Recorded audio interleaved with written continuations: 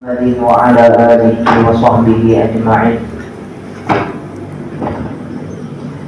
قال المصنف رحمه الله تعالى ونفعنا به وبعلومه وأمدنا بأسراره وبكم آمين. بسم الله الرحمن الرحيم. Hadirin para jemaah rahimakumullah. Alhamdulillah, pertama-tama kita bersyukur kepada Allah malam ini masih diberikan sehat, diberikan sempat, diberikan ketetapan iman dan Islam. Mudah-mudahan barokah majelis ini, pertama Allah menetapkan iman dan Islam kita. Yang kedua, mudah-mudahan kita semua dapat ridhonya Allah. Yang ketiga, mudah-mudahan dosa-dosa kita diampuni Allah. Yang keempat, menjadi penyebab kita meninggal dalam keadaan husnul khotimah. Dan mudah-mudahan barokah majelis ini menjadi sebab Allah turunkan rahmat kasih sayangnya kepada kita semua, sehingga doa-doa kita, hajat-hajat kita dikabulkan dan dicapaikan Allah. Amin ya rabbal alamin. Bismillahirrahmanirrahim. Melanjutkan pembacaan kitab Khosaisul Ummatil Muhammadiyah. Wal mahabbatu yanalu biha sahibuha fil akhirah annahu yunadi alaihi al-maula jalla sha'nuhu ala ru'usil ashhadi fayaqulu aina al-mutahabbuna bijalali yawma la dhilla illa dhilli. Bab ini bercerita tentang keistimewaan umat Nabi Muhammad sallallahu alaihi wasallam. Keistimewaan umat Nabi Muhammad tentang apa? Tentang mencintai, tentang cinta, mencintai orang soleh, mencintai orang baik, mencintai orang yang dicintai Allah. Begini hadirin para jamaah rahimakumullah, umat Nabi Muhammad ini luar biasa istimewa di sisi Allah Subhanahu wa ta'ala. Kita melihat ada orang hafal Qurannya mungkin lagi.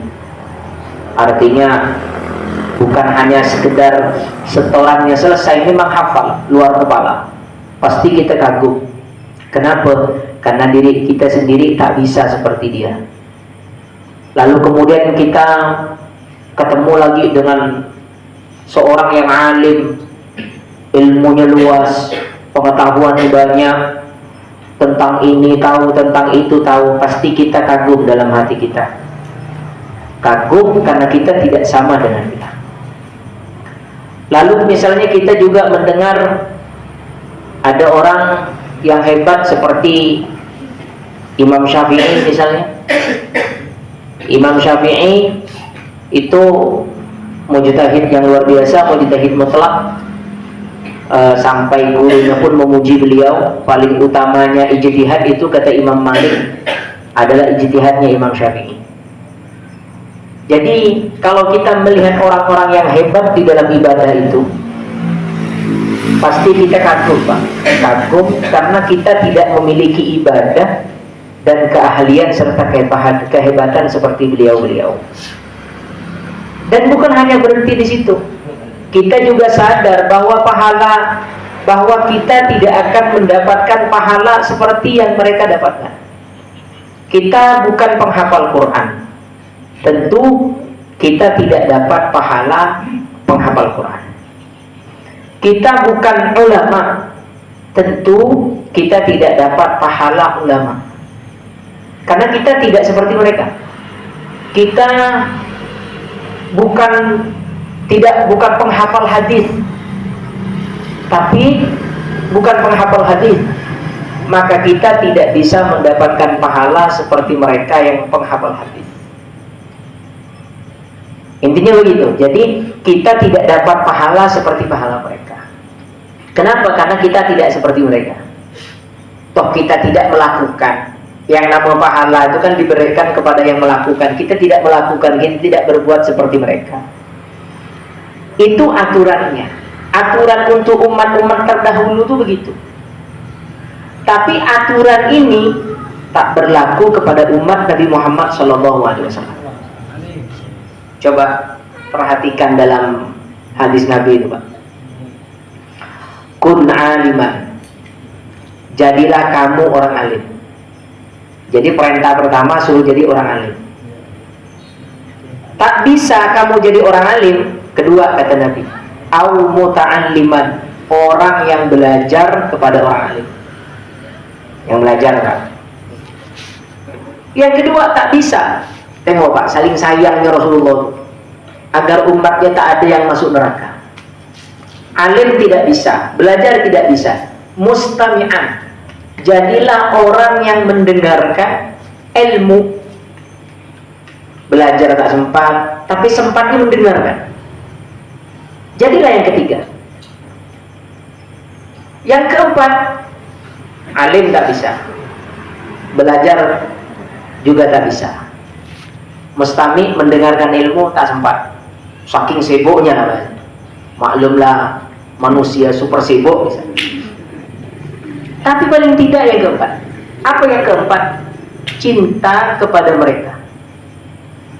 Kita mungkin bukan orang alim, tapi ketika kita cinta kepada orang alim, nanti di akhirat dikumpulkan bersama orang alim. Itu umat Nabi Muhammad. Kita cinta bukan orang yang belajar ilmu, tapi senang kepada orang yang belajar ilmu, santri, kepada orang yang menuntut ilmu. Nanti kita di akhirat dikumpulkan oleh Allah bersama penuntut-penuntut ilmu. Kita senang, kita tak sempat menjadi mustami, mendengarkan ilmu, tidak ada kesempatan karena banyaknya tugas bagi kita dan lain sebagainya. Tapi kita senang kepada orang yang hadir atau kepada orang yang mendengarkan ilmu, maka nanti kita di akhirat dikumpulkan oleh Allah bersama-sama dengan orang yang mendengarkan ilmu ketika di dunia. Jadi ini udah paling ujung Pak, paling apa namanya? Ya udah paling terakhir, urutan terakhir. Tidak boleh tidak. Kita tidak seperti Imam Syafi'i yang umur 7 tahun udah hafal Quran, umur 10 tahun udah hafal hadis, umur 15 tahun udah jadi ulama, udah jadi ulama, pengajar di Masjidil Haram. Dulu di zaman Imam Syafi'i itu, kalau mengajar, dipilih mengajar di Masjidil Haram itu udah akbarul ulama, udah ulama masuk kalangan ulama-ulama besar. Imam Syafi'i itu umurnya baru 15 tahun. Kita tidak seperti beliau. Tapi pertanyaannya, kalau kita tengok amal tak seperti amal Imam Syafi'i, alim jauh, ibadah jauh. Pertanyaannya, mungkinkah kita nanti di akhirat bisa bersama dengan Imam Syafi'i? Mungkin Pak. Lewat mana? Lewat mahabbah, lewat kecintaan. Kita tak usah bandingkan dengan Nabi Muhammad. Nabi Muhammad terlalu sempurna untuk kita.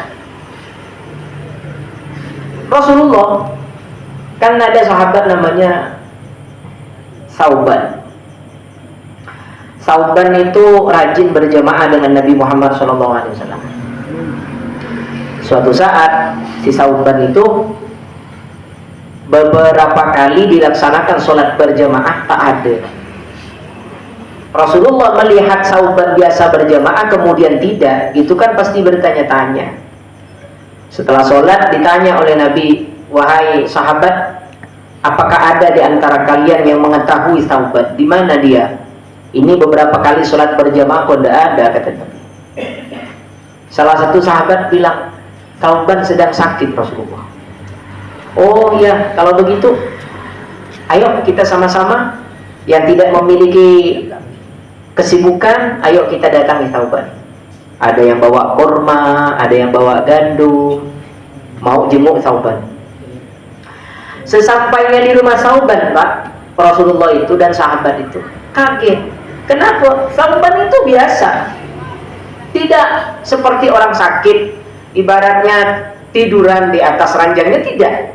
Dia duduk, bisa berdiri seperti orang sehat. Ditanya oleh Nabi Muhammad SAW, "Ya Thauban, katanya kamu sakit, tapi kok saya lihat kamu ini tidak seperti orang sakit." "Betul ya Rasulullah, saya beberapa hari ini makan tidak sempurna. Mau makan tidak enak, mau minum tidak enak. Tidur saya tidak nyenyak ya Rasulullah. Gelisah kepikiran saya. Sehingga saya mau ngapa-ngapain nggak bisa ya Rasulullah." "Sakit apa itu?" kata Nabi. "Ini sakit perasaan, sakit pemikiran, sakit pikiran," kata Thauban. "Apa yang kamu pikirkan?" "Begini Nabi Muhammad, begini Rasulullah. Saya ini tinggal di berbagai tempat, pernah disebut pernah tinggal di sini, di sini, di sini, di sini. Tapi dari semua tempat yang pernah saya tinggali, itu tidak ada tempat seindah dan setentram ketika saya tinggal di Madinah ini. Setelah saya pikir-pikir, kenapa saya tentram, saya tenang tinggal di Madinah ini? Karena ada engkau, wahai Nabi.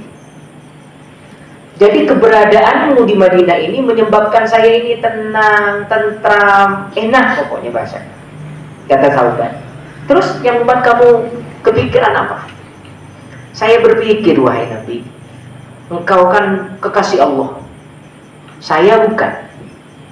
Engkau seorang Nabi yang sudah diampuni dosanya oleh Allah, sedangkan saya bukan siapa-siapa, malah banyak dosa," kata Thauban. "Seandainya saya pun ditakdir oleh Allah masuk surga," kata Thauban, "pasti tak akan sama surganya dengan engkau. Engkau kekasih Allah, tak mungkin Allah tempatkan surga bersama saya yang bukan siapa-siapa. Saya khawatir surga itu tidak nikmat kalau tidak ada engkau." Wah, itu saking cintanya kepada Nabi itu, Pak. Artinya Thauban itu membayangkan, biar di surga banyak bidadari, biar di surga banyak hal-hal yang menikmat, hal-hal yang nikmat, kalau tak ada Nabi, tak bisa. Perasaan Thauban itu begitu. Sama begini contohnya, bapak dari Pontianak, sebelum pulang belanja lah, pokoknya makanan yang enak dibeli semua, buah dibeli, makanan bermacam-macam dibeli. Sampai ke rumah, istri bapak tak ada. Niat bapak nak makan sama-sama istri, akhirnya karena tak ada barang yang enak tadi, buah-buahan yang nikmat tadi, tak terasa nikmat, Pak. Kenapa? Orang yang bapak cintai tak ada. Gitu juga bayangannya Thauban nanti ketika di surga. "Oh, itu," kata Nabi, "yang menyebabkan engkau kepikiran." "Iya wahai Rasulullah." Apa kata Nabi Muhammad SAW? Ini hadis yang memberikan kabar gembira keistimewaan umat Nabi Muhammad SAW. Kata Nabi, Pak, anta itu kamu, khusus anta, kamu. Diindonesiakan oleh orang Indonesia ente, Pak. Ente itu bahasa Arab sebenarnya, cuma bahasa Arab yang diindonesiakan, ente. Bahasa Arabnya anta. Kata Nabi, anta, kamu Thauban, ma'aman ahbabta, nanti di akhirat bersama dengan orang yang kamu cintai. Thauban itu langsung sembuh. Loncat-loncat Thauban, "Iya ya Rasulullah, aku wallahi demi Allah, ana uhibbullah wa uhibbuka," kata Thauban. "Demi Allah, saya mencintai Allah dan mencintaimu, wahai Nabi." Jadi kata Thauban, biar saya begini karena cinta dengan Nabi, nanti bisa dengan Nabi.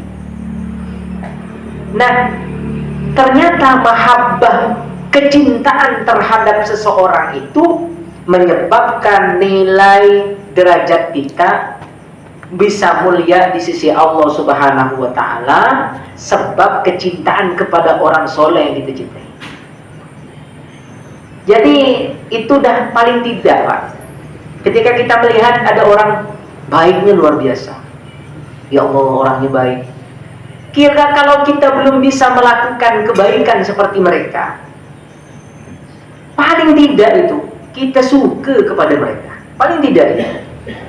Karena kalau kita suka kepada mereka, kita masih dapat pahala dari sukanya itu. Meskipun kita tak dapat pahala dari amal yang seperti mereka lakukan, tapi paling tidak kita dapat pahala dari suka yang kita lakukan kepada mereka. Nah, itu hebatnya umat Nabi Muhammad SAW. Kalau umat terdahulu, kalau tidak beramal tak dapat pahala, kalau tidak melakukan tidak dapat pahala. Umat Rasulullah mungkin dia tidak menghafal Quran, mungkin dia bukan orang yang ahli baca Quran, tapi senang kepada penghafal Quran, senang kepada yang baca Quran. Dia bukan alim, tapi senang kepada orang alim. Dia bukan ulama, tapi senang kepada ulama. Cinta mahabbah itu nanti di akhirat akan dikumpulkan oleh Allah bersama dengan orang-orang yang kita cintai. Itu yang kita harapkan. Amin ya rabbal alamin. Dengan begitu Pak, bangga kita. Jadi umat Rasulullah ini bangga.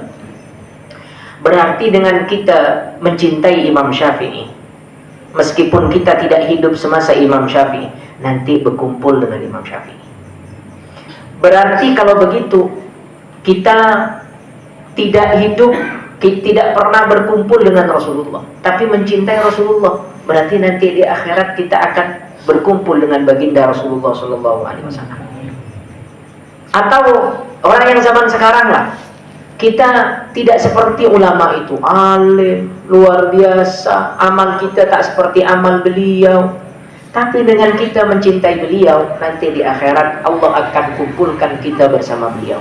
Itu yang kita pegang, cinta nih, suka nih, luar biasa. Karena begini, mahabbah itu Pak ibarat tower, ibarat sinyal.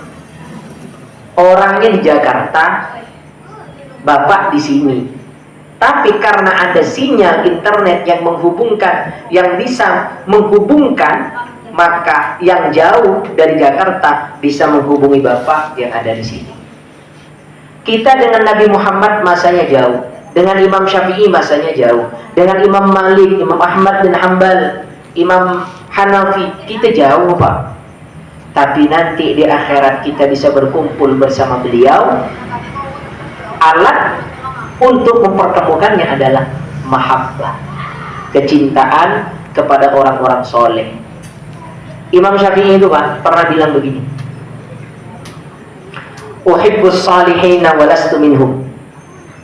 Aku cinta orang-orang soleh, walastu minhum, dan aku, meskipun aku bukan orang soleh. Jadi Imam Syafi'i itu merasa dirinya bukan orang baik, tapi meskipun saya bukan orang baik, aku suka kepada orang baik. La'alli an anala bihim syafa'ah, mudah-mudahan dengan kecintaan yang tertanam dalam hatiku ini, nanti orang-orang soleh itu di akhirat bisa memberikan syafaat, bisa memberikan pertolongan. Karena orang yang dicintai akan memberikan pertolongan kepada orang yang mencintai. Nah, tapi cinta itu bukan di mulut. Tak cukup kita bilang saya mencintai, enggak. Cinta, orang cinta itu pasti ada buktinya. Kalau cinta tanpa ada bukti, berarti cinta palsu, Pak. Pasti ada buktinya. Orang kita itu pasti ada buktinya. Kalau ada orang bilang cinta, tapi buktinya tidak ada, ya bohong. Bisa dibilang bohong. Sekarang ini tinggal kita membuktikan kecintaan itu. Kecintaan kepada Rasulullah, kecintaan kepada para ulama, kecintaan kepada orang-orang soleh, kecintaan kepada umat Nabi Muhammad SAW. Caranya Pak, nah ini caranya mencintai Rasulullah. Cinta kepada Rasulullah itu tak seperti kita mencintai sesama manusia yang hidup sezaman dengan kita. Cinta kepada Rasulullah itu sulit Pak, tak mudah seperti membalikan telapak tangan. Kenapa sulit? Kita kan tidak hidup sezaman dengan Nabi, tak pernah melihat Rasulullah. tak pernah berkumpul dengan Rasulullah. Lalu bagaimana cara menumbuhkan cinta itu? Maka mesti mencintai hal-hal yang berkait dengan Rasulullah dulu. Nanti baru naik, terasalah cinta kepada Nabi Muhammad SAW. Cara yang lebih gampang lagi, ini. Setiap hari kan kita ketemu orang, Pak. Ini cara melatih hati kita. Setiap hari kan kita ketemu orang. Ketemu orang yang kita kenal, ada juga ketemu dengan orang yang tidak kita kenal. Ketika Bapak ketemu dengan orang Islam, orang Muslim, orang Islam, mau Bapak kenal atau tidak, tengok perasaan Bapak. Kalau ketika dia disebut, oh, itu orang Islam, Bapak senang hatinya, senang, suka kepada dia, berarti Bapak sudah mulai bermain cinta dengan sesuatu yang berkait dengan Nabi Muhammad SAW. Kenapa suka dengan dia? Itu umatnya Nabi Muhammad. Kenapa sayang dengan itu umatnya Nabi Muhammad? Jadi umat Nabi Muhammad ini dibawa-bawa terus, Pak. Itu cara melatih perasaan. Satu. Kedua, untuk cinta kepada Nabi Muhammad, karena zamannya kita dengan Rasulullah itu jauh, maka kita mesti punya mata rantai, punya tangga. Cinta kepada ini cinta kepada ini cinta kepada ini, cinta sampai kepada Nabi Muhammad SAW. Maka biasanya diajarkan cinta kepada guru, murid diajarkan cinta kepada gurunya. Setelah dia cinta kepada gurunya, gurunya akan mengantarkan dia cinta kepada gurunya. Gurunya mengantarkan gurunya sampai kepada baginda Nabi Muhammad SAW. Jadi kalau kita ini tidak hidup di zaman Rasulullah, tapi hidup di zaman pewarisnya Rasulullah, hidup di zaman hal-hal yang ada kaitannya dengan Rasulullah. Oleh karena itu, untuk bisa menyambungkan cinta kita kepada Rasulullah, cintailah sesuatu yang berkaitan dengan Rasulullah SAW. Rasulullah itu punya warisan, Pak. Warisan ini harus kita rebut, karena ini warisan Nabi, harus kita jaga. Apa warisan Rasulullah? Warisan Rasulullah bukan harta, warisan Rasulullah bukan apa-apa, tapi warisan Rasulullah itu adalah al-ilmu, ilmu. Apa yang diceritakan malam ini, yang dijelaskan malam ini tentang ilmu, ini warisan Nabi. Ketika kita semua hadir ke tempat ini menjelaskan ilmu, berarti kita sedang mengambil warisan Nabi. Ketika kita mengambil warisan Nabi, berarti kita semua adalah ahli waris Nabi di dalam ilmu. Ini warisan Rasulullah. Ilmu ini warisan Nabi Muhammad SAW. Kalau kita sudah mengambil warisan Rasulullah, maka belajarlah mencintai warisan itu. Ketika mencintai warisannya Rasulullah, maka nanti kita akan sampai pada tingkat mencintai baginda Nabi Muhammad SAW. Jadi mahabbah itu penting, Pak. Sampai disebutkan di akhirat, disebutkan dalam kitab ini, nanti orang yang mencintai itu dipanggil, Pak. Ainal mutahabbuna. Hei, mana orang yang ketika di dunia saling mencintai di dalam kebaikan, saling mencintai. Ini mencintai karena itu orang baik, itu mencintai karena orang baik. Saya mencintai para jamaah karena saya husnudzon, para jamaah adalah orang baik. Begitu juga para jamaah mencintai saya karena para jamaah berhusnudzon bahwa saya adalah orang baik. Ketika kita saling mencintai di dalam hal perkara yang diridhoi Allah, saling senang, nanti kita dipanggil.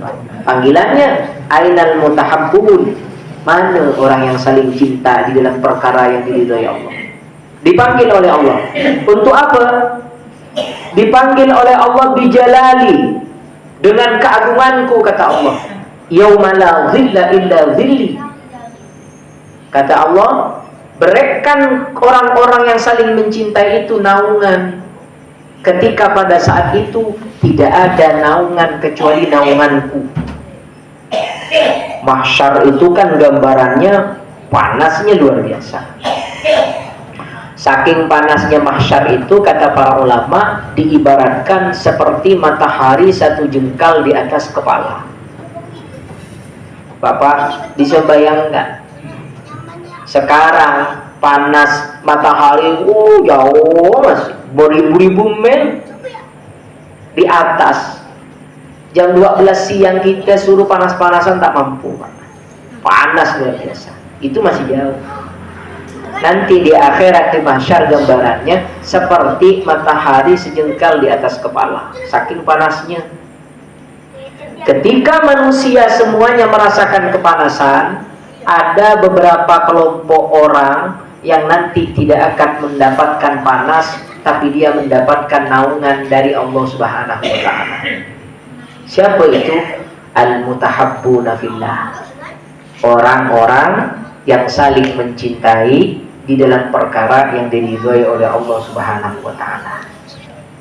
Mencintai karena dia adalah orang baik, saling mencintai, saling silaturahim, saling menghargai. Itu pahalanya luar biasa di sisi Allah.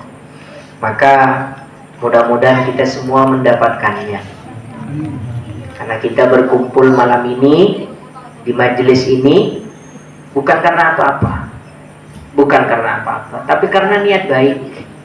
Niat baik, niat pengen dapat ridho Allah.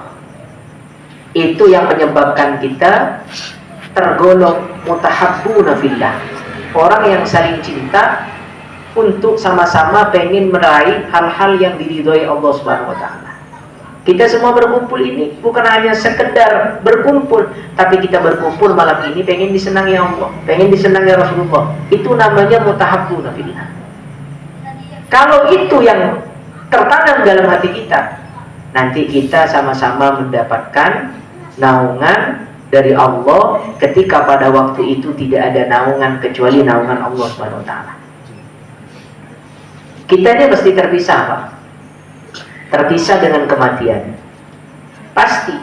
Seberapapun kita bersama di dunia ini, pasti terpisah. Bisa saya duluan atau bisa Bapak duluan. Tapi tak usah dipilih lah. Saya jak duluan Pak Ustadz, jangan. Pokok mana yang sudah ditentukan Allah ya begitu aja. Tapi yang jelas terpisah. Akan tetapi terpisahnya tersebut ketika hati kita sudah nyambung untuk saling mencintai di dalam perkara Allah, nanti kita akan bertemu kembali di sisi Allah Subhanahu wa Ta'ala. Semua orang pasti terpisah, Pak. Terpisah oleh kematian dan akan bertemu setelah kematian. Bertemu nanti lagi di akhirat. Bertemu nanti di mahsyar di hadapan Allah Subhanahu wa Ta'ala. Sama-sama berombongan. Walladzi ya Allah walladzina amanu innal ladzina amanu wattaqau ilal jannati zumara. Orang-orang yang sesungguhnya orang-orang yang beriman dan bertakwa itu menuju surga. Wasiqal ladzina amanu wasiqal ladzina taqau wasiqal ladzina amanu wattaqau ilal jannati zumara. Orang-orang yang beriman dan bertakwa digiring oleh Allah, oleh malaikat-malaikat Allah menuju surga dengan rombongan. Maka tanamkan mencintai orang-orang baik. Karena satu, meskipun kita tidak punya amal seperti beliau, tapi dengan kita mencintai beliau, maka insya Allah kita punya pahala cinta kepada beliau yang nanti menyebabkan kita berkumpul bersama orang-orang soleh di akhirat. Amin ya rabbal alamin. Demikian yang bisa dihaturkan. Semoga barokah dan manfaat. Semoga Allah Subhanahu wa Ta'ala menumbuhkan rasa cinta di dalam hati kita kepada orang-orang baik, orang-orang soleh, orang-orang yang diridhoi Allah Subhanahu wa Ta'ala. Dan mudah-mudahan dengan kita cinta kepada beliau-beliau, kepada mereka-mereka orang yang soleh, nanti di akhirat kita dapat syafaatnya. Amin ya rabbal alamin. muslimin. Subhanakallahumma wa bihamdika asyhadu an la ilaha illa anta astaghfiruka wa atubu ilaik.